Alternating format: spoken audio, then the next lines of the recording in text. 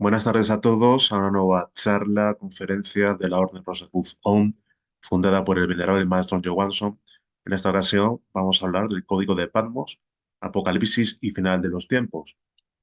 Precisamente, Juan de Patmos es conocido como el autor del libro del Apocalipsis, el último libro del Nuevo Testamento de la Biblia. Sin embargo, hay cierta incertidumbre sobre su identidad exacta.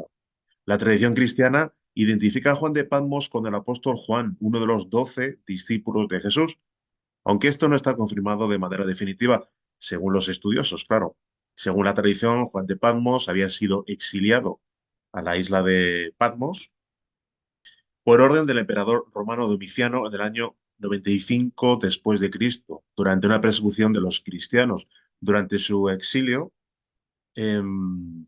había recibido visiones apocalípticas que luego había registrado en forma de escritura, dando lugar al libro del Apocalipsis.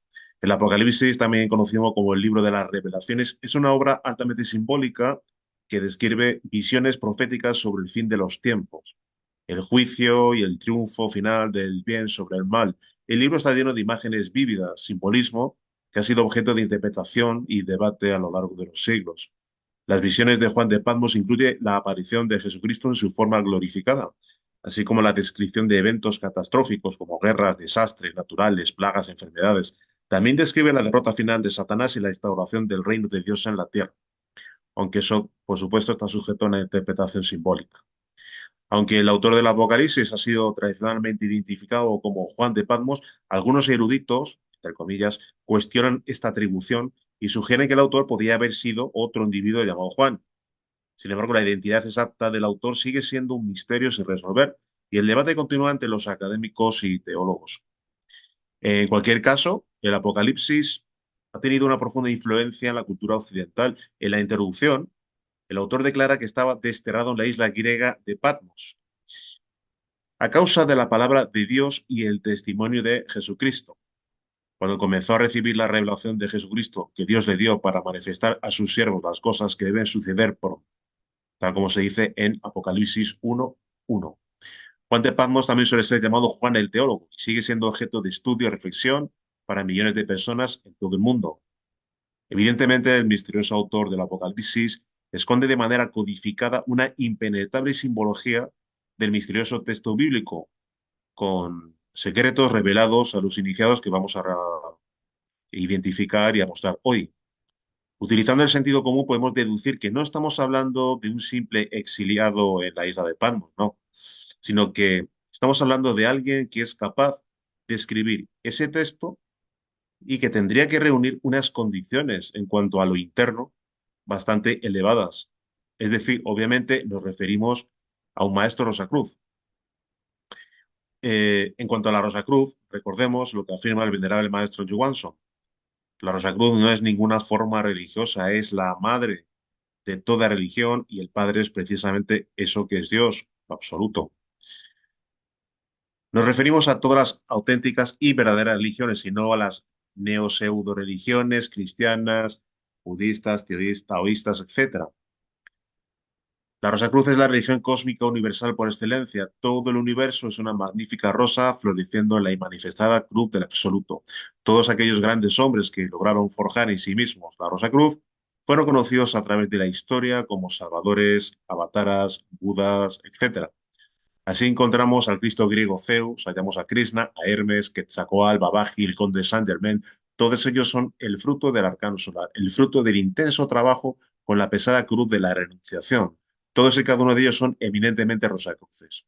Es la orden Rosacruz, el padre madre de todas las religiones, pues es en la cruz y en la rosa donde surgieron los grandes maestros que organizaron y fundaron una serie de movimientos eminentemente religiosos. Mas ninguno osó llamarse a sí mismo Rosacruz. Rosacruz es él, el padre, el íntimo, el ser. Todos esos insignes maestros de la Rosacruz no hicieron su voluntad, sino la voluntad del padre, del Rosacruz, del ser. Esa es la razón por la que ninguno de esos grandes seres se identificó como Rosacruz. La Rosacruz es más allá del tiempo, del espacio, de la eternidad de la mente, más allá de los Budas. La Rosacruz es crística y es una dimanación del absoluto solar y manifestado. La Rosacruz tiene su fuente de origen allí en las ignotas profundidades de la increada luz del absoluto. La Rosacruz es universal. Las enseñanzas de la Rosacruz son las mismas enseñanzas de todo iniciado o maestro del fuego y la luz. Todos los grandes hombres, maestros como Jesús, el Buda, Krishna, Hermes, Moisés, etcétera, enseñaron la Rosacruz como punto de partida fundamental para iniciar el retorno a la luz. Tal como hemos afirmado, el Apocalipsis es un texto totalmente críptico que solo puede ser sido entendido o solo se puede entender realmente a la luz de la conciencia despierta o gracias a la información que nos han proporcionado y nos proporcionan los grandes maestros del fuego y la luz, los maestros rosacruces. Juan de Patmos adopta por lo general una simbología de corte cabalística. Recordemos lo que afirma el alquimista Fulcanelli sobre la cábala hebrea. La cábala hebrea no es más que un procedimiento basado en la descomposición y la explicación de cada palabra o cada letra. En la cábala hebrea, tres sentidos pueden descubrirse en cada palabra sagrada, de donde se deducen tres interpretaciones o cábalas de las letras que componen el vocablo. La primera, llamada gematría, incluye el análisis del valor numérico o aritmético de las letras que componen el vocablo. La segunda, conocida por notaricón, establece el significado de cada letra considerada por separado. La tercera, o timurá, es decir, cambio o permutación, emplea ciertas transposiciones de letras. Este último sistema, que parece haber sido el más antiguo, data de la época en que florecía la escuela de Alejandría y fue creada por algunos filósofos judíos deseosos de acomodar las especulaciones de la filosofía griega y oriental con el texto de los libros santos. Por nuestra parte, podemos afirmar que los maestros de conciencia despierta han penetrado y abierto el sello del símbolo, algo posible para los auténticos iniciados de la Rosacruz, que han obtenido sus correspondientes grados de maestría como consecuencia de la vivencia de los 5 valores de transformación, que son los mismos 5 valores de la Rosacruz, vividos por los grandes hierofantes y maestros de todo tiempo y lugar. Tal como analizamos en una anterior ocasión, el nombre de Juan encierra en sí mismo un nombre simbólico o un anagrama. Existen alquimistas que se han revestido de seudónimos cabalísticos relacionados más directamente con la ciencia que profesaban. Fulcanelli afirma que, por ejemplo, Basilio Valentín, el gran alquimista, extrae del griego y del latín su nombre. Basilio, proveniente del griego, significa rey y en latín valens, poderoso. Otro enigmático alquimista como Ireneo Filaleteo significa realmente pacífico amigo de la verdad. El propio Fulcanelli reúne en su nombre una característica clave relacionada con el trabajo en alquimia, Vulcano y Helios. Fulcan Eli, Vulcan Eli, Vulcano Helios, es decir, el trabajo de Vulcano en la fragua de Vulcano, es decir, el gran arcano solar, la magia sexual, la obra de Helios, la obra solar, la obra del Padre. El venerable maestro Johansson afirma que el Apocalipsis de Juan es un libro de alta sabiduría oculta. Es un libro eminentemente cabalista en el que se halla la más alta significación del verbo. Es un libro del universo y para el hombre. En el Apocalipsis se nos habla de los 7 sellos. Todo parecería que obedece a una división del texto bíblico en varios aspectos, el primero de los cuales se refiere a un trabajo eminentemente alquimista.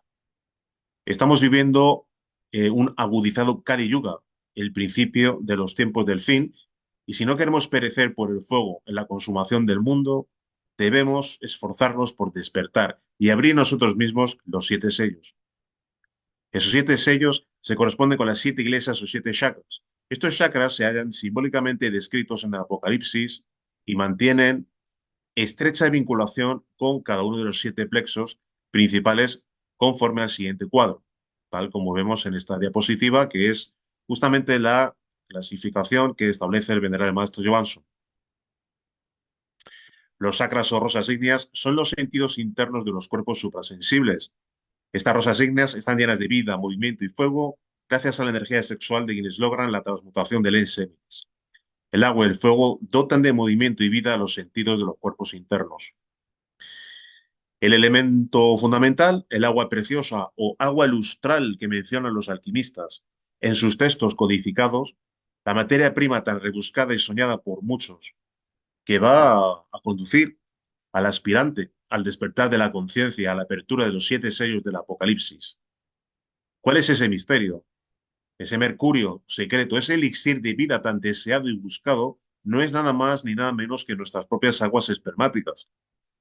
Y al respecto, el venerable maestro Johansson afirma lo siguiente: la simiente humana es divina, es solar, y en ella se hallan latentes todas las potencialidades que posee un hombre. La criatura llamada humana desconoce completamente todo el poder divino que se haya contenido en su simiente. Desconoce todo aquel potencial de vida que se haya encerrado en su ensémenes. Lo más precioso que tiene la criatura humana es su semilla, su simiente. Nada hay del universo que tenga un valor semejante al de la simiente humana. La simiente humana es invalorable. ¿Qué no haríamos, qué no lograríamos realizar nosotros mismos si se sabe aprovechar inteligentemente toda esa energía contenida en la simiente humana, en el Enseminis? La simiente humana es invalorable. La simiente humana es energía solar latente. Basta saber cómo desarrollar todo el potencial energético contenido en el Enseminis para transformarnos completamente, convertirnos en seres humanos y lograr nuestra realización como hombres reales y auténticos. El capítulo 2, versículo 2 del Apocalipsis dice: pero en cuanto el patio que está fuera del templo, échalo fuera y no lo midas, porque ha sido dado a las naciones y ellas pisotearán bajo sus pies la ciudad santa por 42 meses. Todos aquellos que, conforme al versículo citado, se haya conformado el patio, son los animales racionales. Los fornicarios, los llamados cristianos, pues ellos, los fornicarios, en general pecan contra sí mismos, contra el Espíritu Santo, contra el Dios vivo, cuyo templo es el cuerpo. El patio está lleno de sombras, espectros egoísticos, gusanos racionales, etc. Los animales intelectuales que se arrastran en el fango de sus fornicaciones son los que hollaron y hollarán la ciudad santa, bajo sus pies por 42 meses. Son ellos los que profanan y seguirán profanando la ciudad de 9 puertas. Esa ciudad santa de las 9 puertas es el hombre, y todas y cada una de sus puertas han recibido a toda la pestilente y aborrecible criatura del lecho de sus placeres. La 9 puerta es el sexo. Los guardianes de la 9 puerta o 9 esfera son los 2 testigos, y ellos son los canales y la epingala. Los 42 meses corresponden cabalísticamente al número de la bestia. 4 más 2 igual a 6, y el número 6 repetido 3 veces nos da el fatídico 666, tal como vemos en esta diapositiva. Es obvio que el 666 sumado nos da 18. El que vuelta a sumar nos da como resultado el 9. El trabajo con el sexo, con la 9 esfera, tiene dos polaridades. Es positivo cuando se trabaja con la castidad real, es decir, con la transmutación. Y es negativo cuando se lo utiliza para la fornicación, es decir, fornicación equivale a tener emisión de ensémenes, eyacular concretamente el ensémenes y llegar al orgasmo. El número 666 es el número de la llamada humanidad. Eso que es la bestia, el anticristo, lo constituye la humanidad fornicaria. Y es fornicaria porque no puede y no quiere superar el conflicto permanente entre la castidad, es decir, la transmutación alquímica de la energía sexual, y la fornicación. El número 18 es 2 veces 9, positivo y 9 negativo. Castidad y fornicación. La castidad es positiva y la fornicación es negativa. El nefasto vicio de la fornicación es el arma asesina con la que se da muerte a los testigos del Dios vivo. El versículo 3 del capítulo 2 continúa: y haré que mis 2 testigos profeticen 1262 días vestidos de saco. Cabalísticamente, sumada la cantidad 1260, tenemos que 1 más 2 más 6 más 0 es igual a 9. El 9 es el número de la 9 puerta, de la 9 esfera, y la 9 esfera es el sexo. El 9 es el aspecto positivo del sexo. Todo el secreto para llegar a ser un iniciado en la logia blanca radica en la unión sexual, en la íntima comunión sexual del varón y de la varona. Toda la técnica se reduce a retirarse mucho antes del espasmo, para así evitar la eyaculación del semen, la pérdida del ensémenis en el orgasmo. El faro y la vulva son los preciados instrumentos con los cuales escalamos la empinada montaña de la iniciación. Todo lo que no sea por el gran arcano implica perder el tiempo, soñar, vivir ilusiones. La única realidad existente es el sexo. Con la transmutación constante del ensémenis vamos acumulando ingente cantidad de átomos crísticos que circulan por los nadis y y pingala, nutriendo todo y cada uno de los chakras de nuestros cuerpos internos y otorgándonos ciertas percepciones suprasensibles de la realidad objetiva correspondiente a las dimensiones superiores del espacio.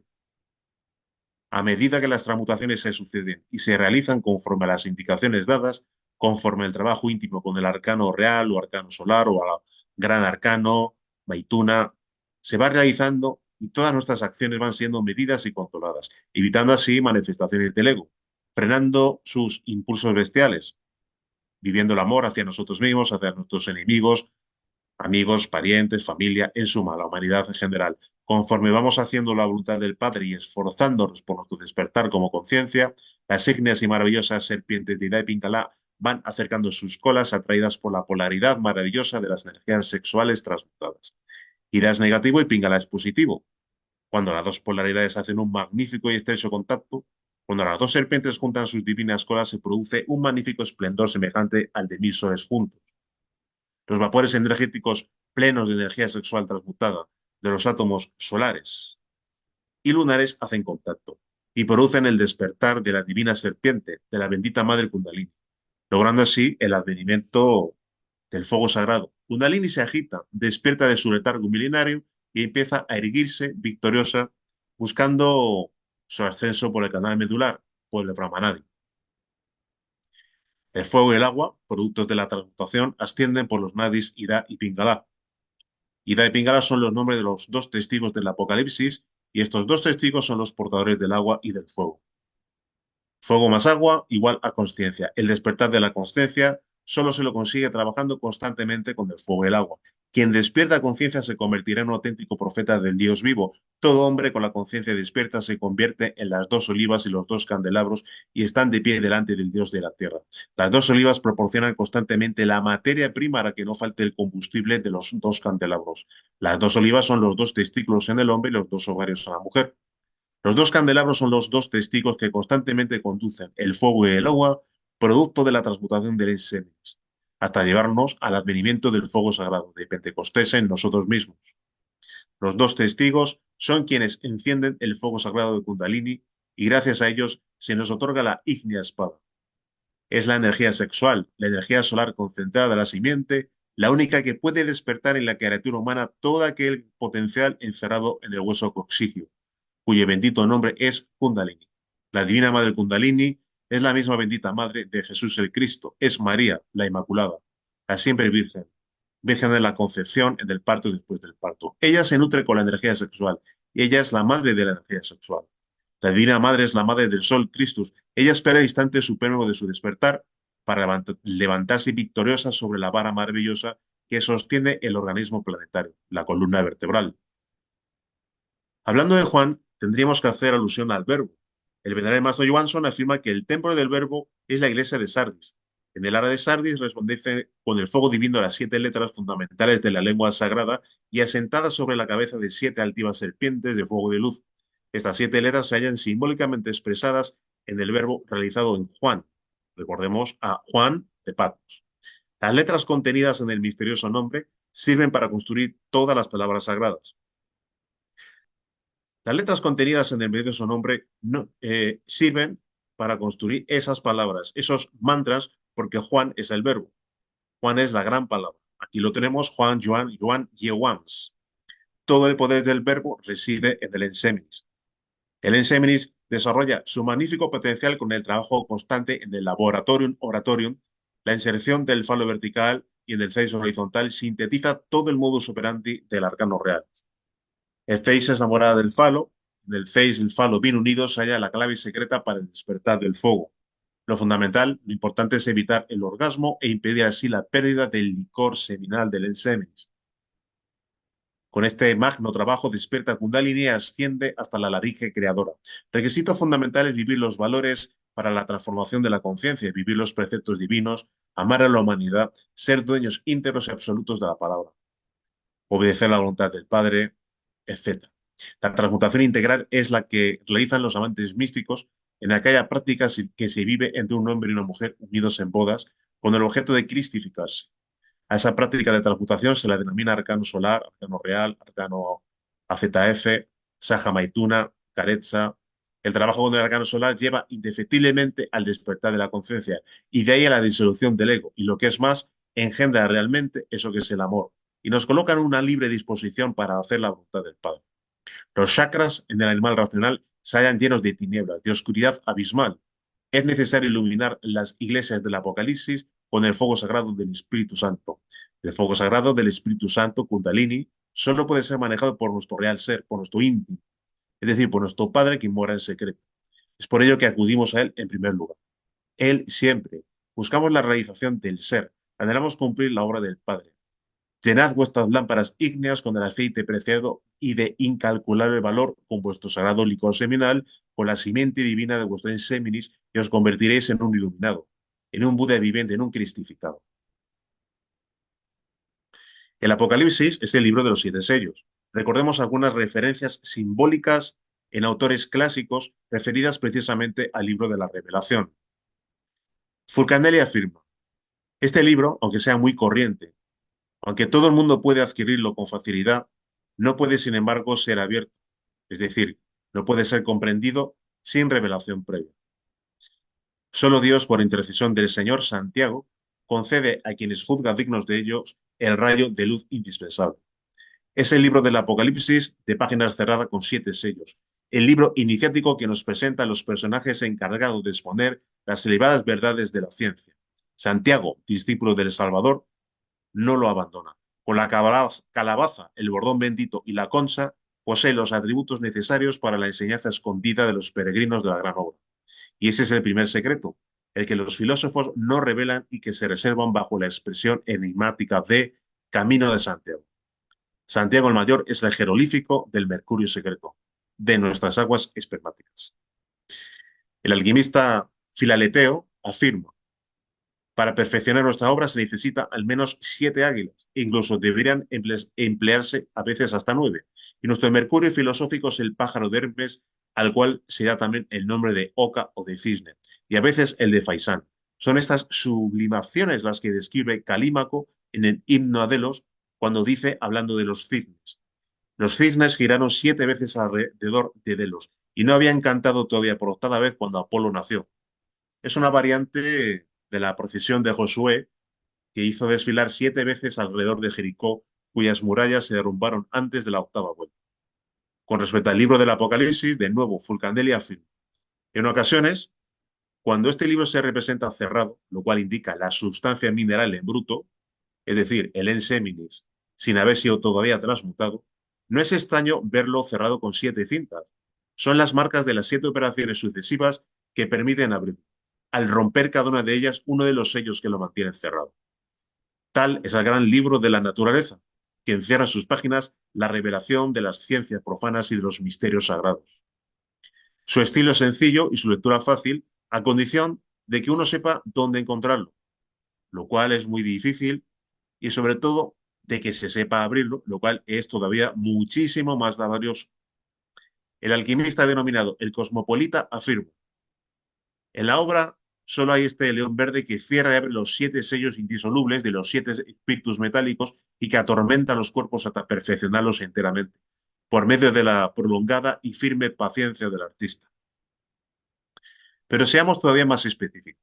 El venerable maestro Johansson afirma lo siguiente.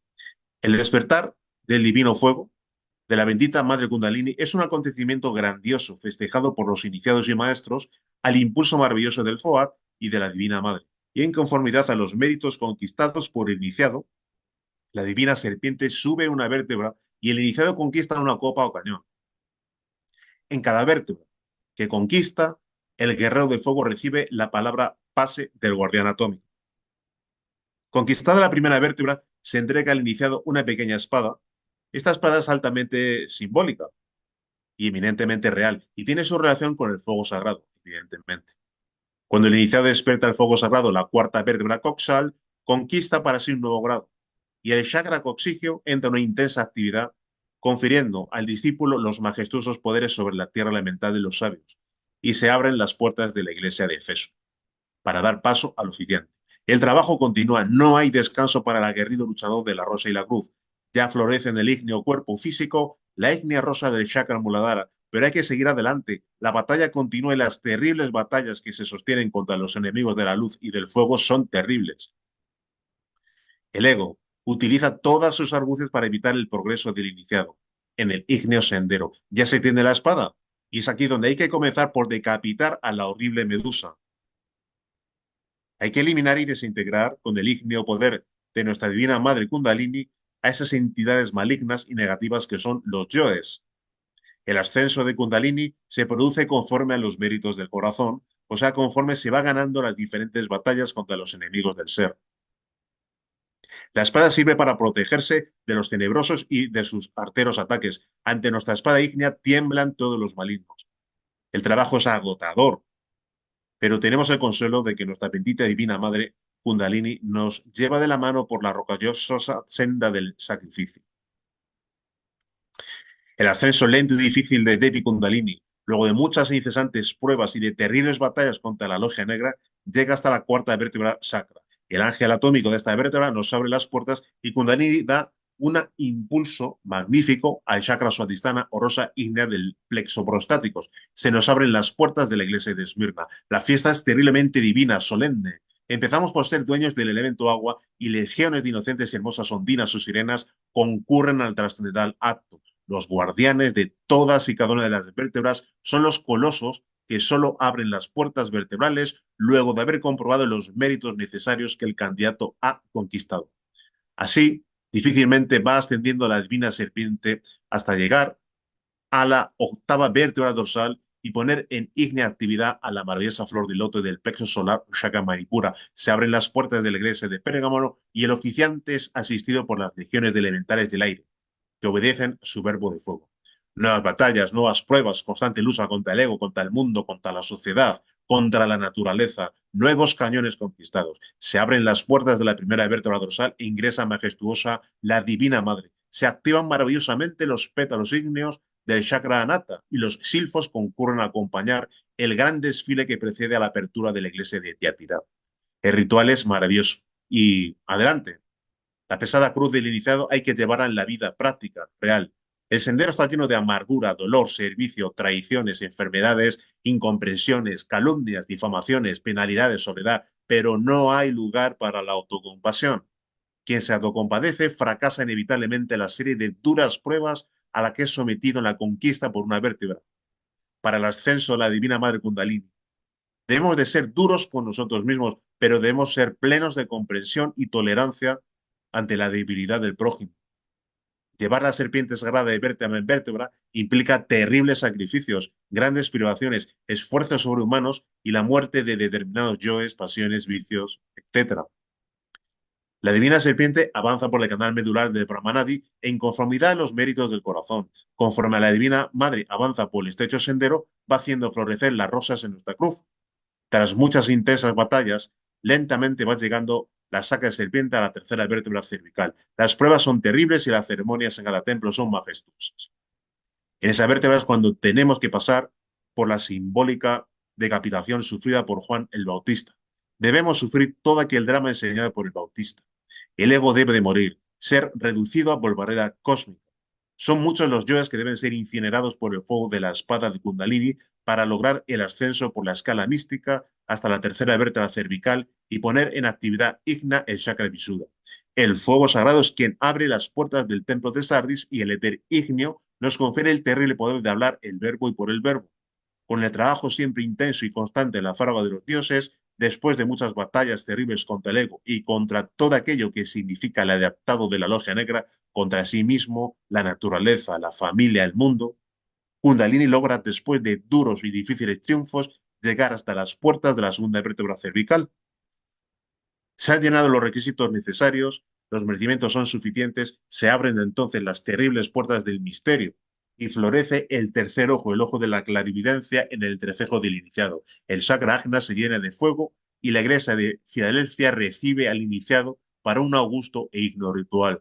Es en esas alturas que el discípulo comienza a ser clarividente, porque su sentido oculto ha recibido el fuego del Espíritu Santo, y solo el fuego de Kundalini otorga el poder de la clarividencia. Los 33 grados hallan en íntima relación con las 33 vértebras de la columna espinal. Ningún fornicario eleva su consciencia tan solo una vértebra, y menos podría ser un iniciado de grado 33. Para lograr el grado 33 hay que llevar la divina serpiente hasta la vértebra cervical o aldas. Cuando el fuego sagrado ha llegado hasta esta altura, entra en intensa actividad la rosa ígnea pertinente al chakra sahasrara y nos abre las puertas de la iglesia de la Odisea.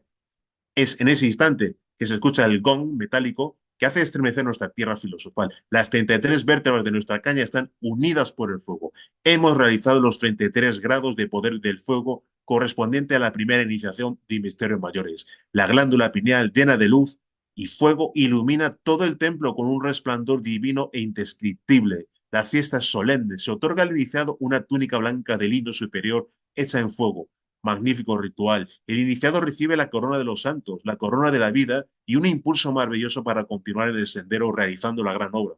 Corresponde al iniciado conectar a la glándula pineal a la glándula pituitaria. El iniciado debe llevar el fuego sagrado a través de un finísimo canal que intercomunica las dos glándulas llenas de fuego y convertirse así en un iluminado. Luego de este trabajo espantosamente difícil, se debe llevar el fuego sagrado hasta el Paramarandra y hacer brotar a través de él el fuego de Kundalini. Este hecho constituye la conquista de la corona de los santos que es depositada a los pies del Cordero, del Cristo interno. El trabajo continúa. Kundalini debe llegar a través de un sendero secreto hasta el entrecejo, hasta la misma nariz, raíz de la nariz donde se halla el átomo del Padre. Y es en ese augusto instante cuando el iniciado llega al átomo del Padre. Es cuando logra la alta iniciación. Llega a convertirse en maestro de misterios mayores de primer grado. Recibe en su frente la estrella dorada de 5 puntas. Mas eso no es todo el trabajo. Ya ha conquistado el iniciado su primera iniciación de fuego. Pero aquí se presenta un grave peligro. Ser merecedor a este grado sublime no es todo. Uno debe de ser confirmado y a veces la espera es larga, se requiere mucha paciencia. Paciencia y más paciencia y más paciencia, pero nunca resignación. Mientras se espera hay que seguir trabajando en sí mismo y en uno mismo. Corresponde ahora al iniciado llevar la serpiente sagrada de Kundalini a través del secreto sendero que une el cerebro y el corazón. Debe abrir las 7 cámaras secretas que se hallan a lo largo del estrecho e ígneo camino que nos lleva hasta el gran portal del templo corazón. El fuego sagrado de Kundalini del cuerpo físico correspondiente a la primera alta iniciación de misterios mayores debe de llegar necesariamente hasta el corazón y no solo hasta el entrecejo. En el corazón existen 7 centros a los cuales hay que llenar de fuego y luz y solo Kundalini puede hacerlo.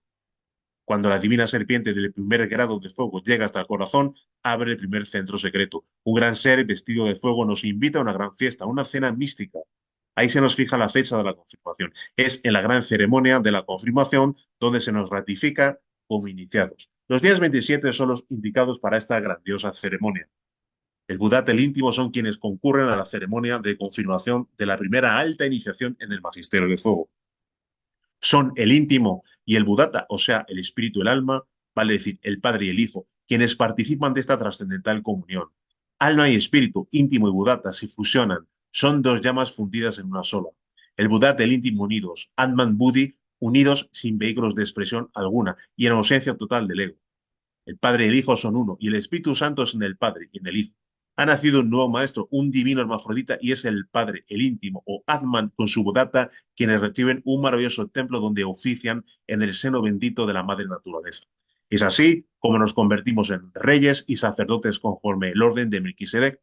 Ha nacido un nuevo maestro. El pesebre del mundo está lleno de pasiones animales. La estrella flamígera anuncia el nacimiento del Hijo de Dios. Vienen los reyes magos de Oriente, traen al iniciado y maestro incienso o mirra y le adoran. La fiesta es solemne. El templo está lleno de luz y de fuego. Sobre el altar se levanta el divino fuego y todo el sagrado recinto resplandece de gloria con la fecunda luz azul del Padre, el radiante esplendor amarillo del Hijo y el rojo vivo del Espíritu Santo. Los pastores buscadores de la verdad y la luz participan de la gran ceremonia y los Elohim entonan un dulce cántico. Paz a los hombres de buena voluntad. El sendero está lleno de peligros por fuera y por dentro. El niño está expuesto a la furia del demonio, del deseo, a la furia de Herodes, quien desea dar fin al iniciado. Todo iniciado es un niño. La persecución es implacable. Muchos son los iniciados que sucumben bajo el filo de la espada. Muy pocos logran salvarse de las delicias que brinda el árbol tentador del deseo. El iniciado busca refugio en el Egipto secreto, aquí en los templos internos de la Gran Logia Blanca, en donde estudiamos a los pies de los grandes maestros de la Rosa y la Cruz. Es allí donde recibimos toda instrucción sagrada que nos permite el conocimiento de nosotros mismos, el despertar de la conciencia total. Esos son los templos augustos de la Gran Logia Blanca, donde se nos enseña a hacer la voluntad del Padre y se nos instruyen los misterios de la vida, la muerte, el amor, la libertad y la sabiduría. Es así como logramos realizarnos primero como iniciados, luego como sublimes iniciados y finalmente como maestros para luego alcanzar la perfección en la maestría. Llegar a la primera iniciación de fuego, vale decir, de misterios mayores, no es sino abrir el primer sello del Apocalipsis y nos es necesario abrir los 7 sellos. Cada uno de los aspectos más o menos apocalípticos simple y llanamente comprenden los pormenores de la autorización. vale decir el fin y acabose de su propia legión egoica, de su propia civilización. Si vale egoica y resurgimiento, renacimiento y elevación de todo lo que es en sí la conciencia, como conciencia llegando a los más altos grados de cristificación. Ese es un aspecto de los caballos del Apocalipsis, pero lamentablemente o tal vez con mucha razón se relaciona eso con los tiempos del fin. Son muchos criterios, especialmente de carácter religioso. Estamos viviendo los tiempos del fin, incluso para algunos estudiosos materialistas, porque lo que es el conocido ser humano va a sufrir una serie de transformaciones o inclusive va a perecer como ser humano y va a constituirse solamente como humanoide. Es obvio, si se muere, digamos, si se acaba apocalípticamente, se acabó todo lo que es el ser humano. ¿Qué va a existir? Pues nada, por un tiempo, caos u oscuridad. Y siempre va a haber sobrevivientes con una serie de crisis. En fin, pero sobrevivientes. Y otra vez esos sobrevivientes pueden ser denominados los nuevos Noé y otra vez a comenzar. Con la experiencia vivida hay la esperanza de que no se vuelva a cometer los mismos errores en una posibilidad, pero no la seguridad.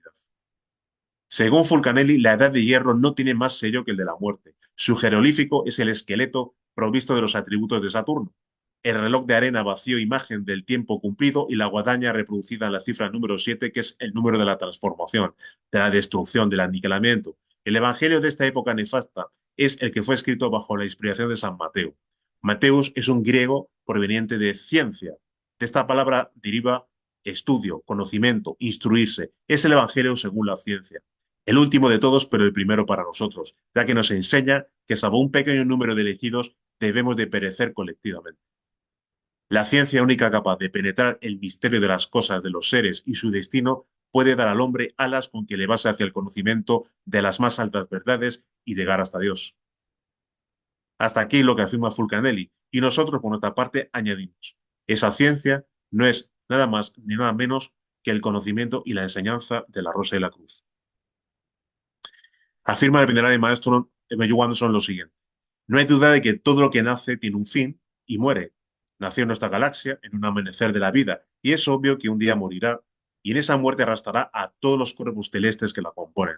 Sin embargo, puede suscitarse acontecimientos nada regulares que provoquen una reacción particular que un mundo cualquiera, ya por situaciones estelares o por influencias cósmicas, así como por la necia manipulación humanoide, que provoque cataclismos imprevisibles que culminen inclusive con la destrucción del planeta.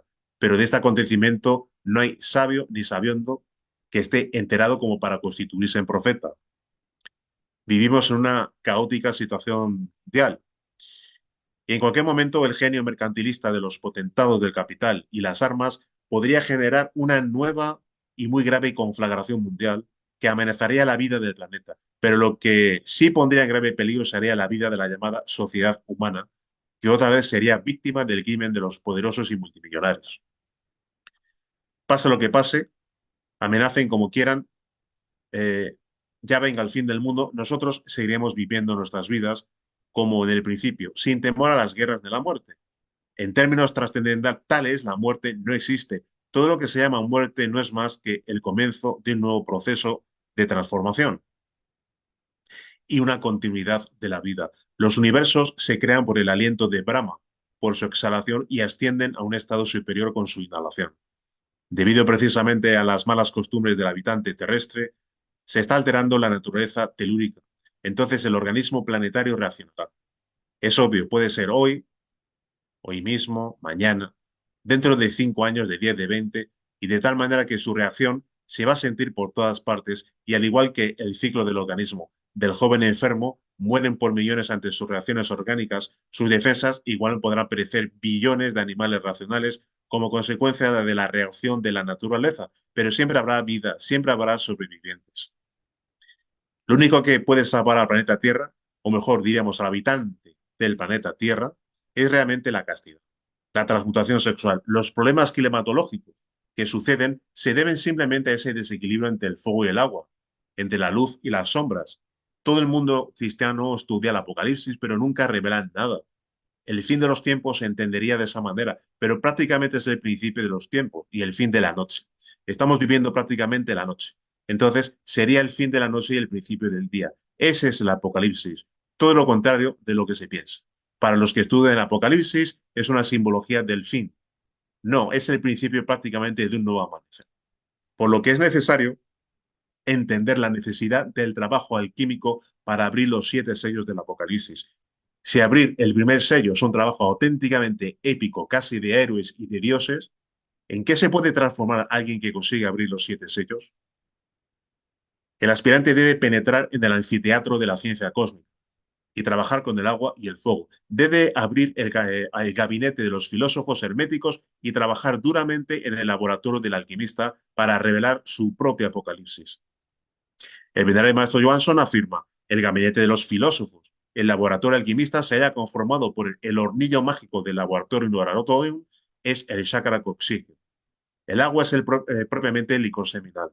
Y los cordones o canales o nadis de Ida Pingala son los tubos o conductores por donde ascienden los vapores seminales hasta el destilador o alambique del cerebro.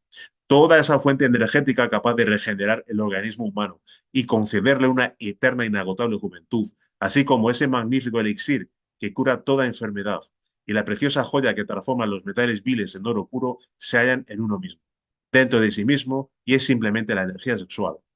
Es gracias al sabio aprovechamiento de la simiente sexual, de su propia simiente, que desde el lodo de la tierra se levantaron grandes hombres y sublimes maestros de la Rosacruz, quienes conquistaron para sí mismos el elixir de larga vida, fuente inagotable de juventud, y la piedra filosofal, arca fabulosa de riquezas espirituales, capaz de transformar el plomo en oro. La energía sexual es la fuerza más poderosa que posee dentro de sí mismo todo ser humano. Todo eso es obra de la energía sexual sabiamente utilizada. Transmutación sexual es cambio consciente de la mecanicidad y rutina bestial en acto voluntario y controlado íntegramente.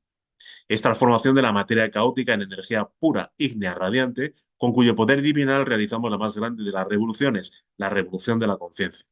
Con la constante transmutación alquímica se logra proporcionar a la conciencia el elemento necesario que le permite despertar. La conciencia despierta precisa de energía para mantenerse despierta, para desarrollarse, y esta energía la obtiene de la simiente transmutada. En la penumbra del Apocalipsis, donde el tiempo se desdibuja y los ecos de lo eterno susurran secretos ancestrales, se revela el enigma alquímico del fin de los tiempos. Más allá del cataclismo y la ruina, yace una transmutación sublime, un renacer de la esencia primordial del ser. El libro sagrado, con sus símbolos y misterios, guarda la llave a esta metamorfosis, invitándonos a desfrutar la alquimia del alma. En el crepúsculo de la existencia descubrimos que el final es también un comienzo, donde la destrucción da paso a la creación y la muerte a la vida eterna. Así, el Apocalipsis no es el fin, sino el portal hacia una nueva dimensión de la conciencia y del ser, un viaje hacia la luz a través del velo del tiempo. Aquí, en este epílogo cósmico, encontramos la verdad última. El secreto del libro es el despertar de nuestro propio poder alquímico, el despertar de nuestra conciencia, la capacidad de transformar la oscuridad en luz, hacer luz in tenebris y el fin en un glorioso amanecer. Atrevámonos a realizar nuestro propio apocalipsis si no queremos ser arrastrados por la corriente de este devenir del final de los tiempos. Nos es necesario despertar y autorrealizarnos. Para ello, contamos con las herramientas pertinentes, que son los valores de transformación íntima, que son los mismos valores de la rosa y la cruz: vida, muerte, amor, libertad y sabiduría. Entendemos por el valor de la vida el trabajo con nuestras aguas espermáticas, con el mercurio de los sabios, con lo que es justamente la materia prima de la gran obra.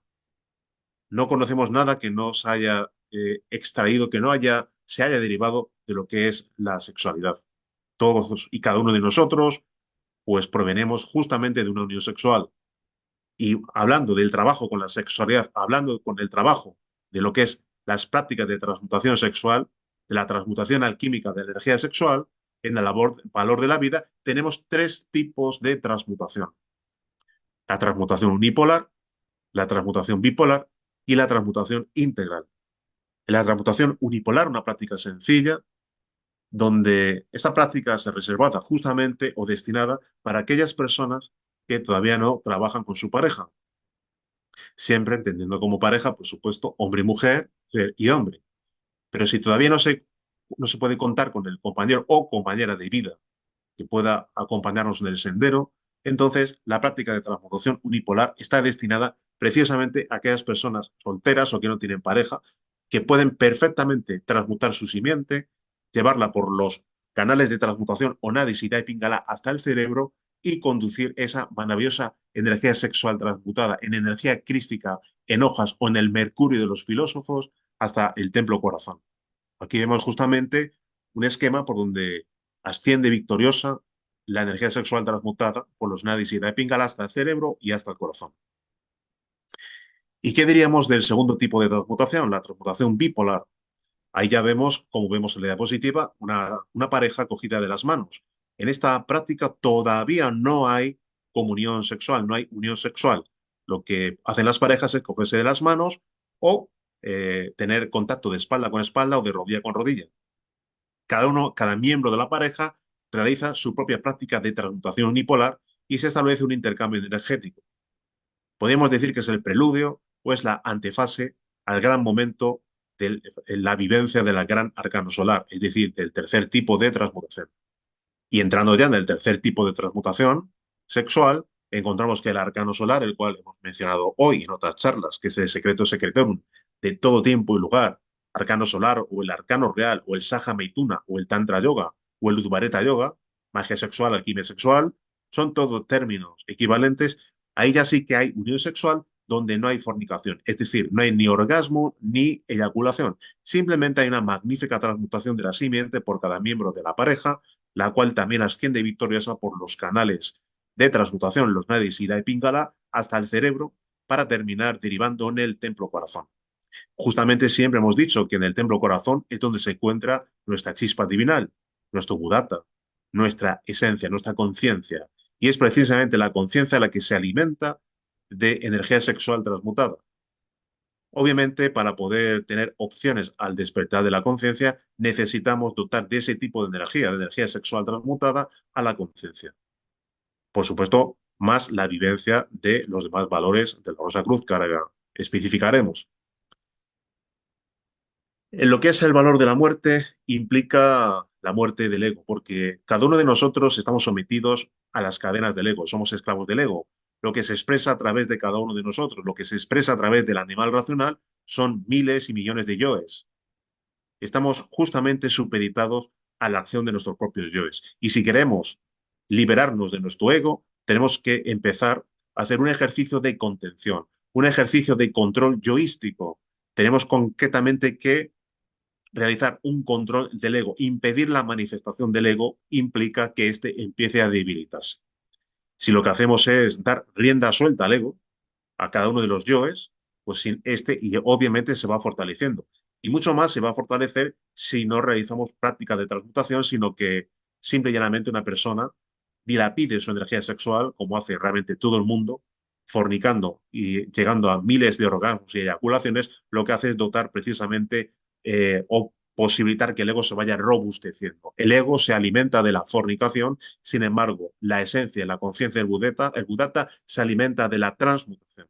Esa es la gran diferencia. Si realizamos lo que es una continua observación de nosotros mismos e impedimos la manifestación del ego, conseguiremos que el ego se vaya debilitando poco a poco. En una fase más avanzada, cuando alguien alcanza el despertar de la conciencia, una vez que ha despertado conciencia, más adelante, como consecuencia de las prácticas del gran arcano, si tiene la posibilidad de encender el fuego sagrado de Kundalini, entonces ya con el fuego sagrado eh, en plena actividad, puede empezar realmente a eliminar cada uno de los yoes. Tenemos una conferencia en nuestro canal de YouTube dedicado precisamente a explicar las fases de la muerte del ego. Insisto, primero, despertar conciencia. Segundo, despertar de Kundalini como consecuencia de las prácticas del gran arcano, por supuesto, en una continua vivencia de los 5 valores. Una vez que tenemos la simbólica espada de Excalibur en nuestra mano, extraída de la piedra del sexo, justamente es cuando ya, poseyendo el fuego sagrado, podemos eliminar cada uno de los yoes. Hablando del valor de la libertad, el tercero de los valores, hemos hablado del valor de la vida, que es el trabajo con la energía sexual, con la transmutación de la energía sexual. Hemos hablado del valor de la muerte, que es justamente el control del ego y posteriormente, si se da las posibilidades del caso, su posterior eliminación. Y del valor de la libertad hablamos precisamente de vivir una vida consciente.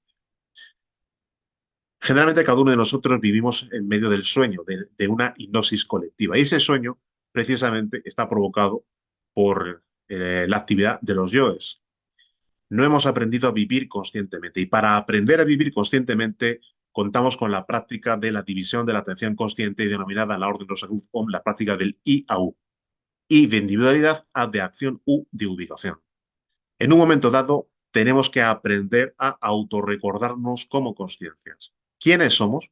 ¿Quiénes somos como conciencias? Nos preguntamos quiénes somos como conciencias, pero no nos autorrecordamos como una persona humana o como ego o como autorrecordando nuestro nombre. No, nos autorrecordamos realmente como conciencias. De alguna manera, lo que hacemos es sentir la práctica, sentir con el corazón quiénes somos como conciencias. Paralelamente a esto, extendemos nuestra atención ya sí con lo que es justamente la atención consciente y la autoobservación hacia lo que estamos haciendo en un momento dado, es decir, hacia nuestra acción. Y sin perder la noción de quiénes somos y lo que estamos haciendo en un momento dado, extendemos la atención consciente hacia el lugar en el que nos encontramos. De tal manera que siendo uno, dividimos la atención en tres y así realizamos lo que es o establecemos un muro de contención para las injerencias de la mente, las proyecciones, los raciocinios, las cuestiones de orden lógico, las proyecciones de imágenes que nos sumergen en la hipnosis y en el sueño continuo. Todo eso, si conseguimos pararlo y controlarlo y simplemente hacer conciencia de segundo en segundo con la práctica de Liao, entonces empezaremos realmente a vivir una vida consciente. ¿Una práctica complicada? Lo es, pero podemos aprender a vivir conscientemente un segundo, 2 segundos, 3 segundos. Y así, justamente, extendiendo la práctica del IAU, del valor de la libertad, realmente extenderemos justamente esa práctica hacia las 24 horas del día y ya sí que podremos decir que vivimos una vida consciente. Viviremos realmente el aquí y el ahora. Para terminar, tenemos el valor del amor y el valor de la sabiduría. El valor del amor implica amar a nuestro prójimo más que a nosotros mismos, cosa que en los tiempos que corren parece realmente bastante complicado. Pero lo que podemos hacer realmente es algo de sentido común. ¿Qué es la enseñanza Rosacruz? Pues es lo más valioso que tenemos. Es realmente nuestra joya. Es justamente nuestro gran tesoro. Es lo más valioso que tenemos. Pues tenemos que realmente compartirlo con los demás. Nadie va a avanzar en el sendero ni un solo milímetro si obviamente no comparte con nuestros semejantes justamente la enseñanza. Compartir con la enseñanza es simplemente darles la misma oportunidad que se nos ha dado a nosotros, que es que conozcan la enseñanza, que es divulgar la enseñanza con independencia de que la vivan, de que no la viven, de que la acepten, de que no la acepten. Pero como mínimo, darles esa oportunidad y esa posibilidad de que conozcan la enseñanza. Obviamente, insisto, desde el punto de vista ya del sentido común, implica que si nosotros adquirimos un saber, un conocimiento precioso y lo reservamos solo para nosotros, sería una actitud totalmente egoísta y contraproducente para avanzar en el sendero. Si queremos realmente avanzar en el sendero y despertar, obviamente tenemos que compartir con nuestros semejantes la enseñanza. Divulgar la enseñanza, insisto, es fundamental. Para terminar, el valor de la sabiduría implica hacer la voluntad del Padre, pero lamentablemente estamos acostumbrados a hacer nuestra propia voluntad. Pero justamente el Padre, en una primera instancia, lo que quiere es que hagamos su voluntad y esa primera voluntad obviamente sería alcanzar el despertar de la conciencia. Entonces, mientras tanto, mientras trabajamos duramente para obtener ese despertar, lo que podemos y debemos hacer siempre acudir a nuestros divinos padres, a nuestro divino Padre y a nuestra divina Madre, a acudir para que nos den fuerza, para que nos ayuden en el sendero, para que nos asistan en las prácticas que realizamos en lo que es la Orden Rosacruz, en la enseñanza Rosacruz, y sentirles siempre cerca de nosotros y en cada momento. Entonces, con la vivencia de los 5 valores, insisto, que son los mismos valores de transformación íntima que se han enseñado en todo tiempo y lugar, si alguien vive los 5 valores, obviamente se encamina hacia el despertar de la conciencia y hacia la constitución de su propio apocalipsis, hacia su propia revelación, a su propio despertar, su propia muerte y su propio nacimiento alquímico. Para un día si así lo requiere la voluntad del Padre, autorrealizarnos e ingresar en lo que es lo absoluto.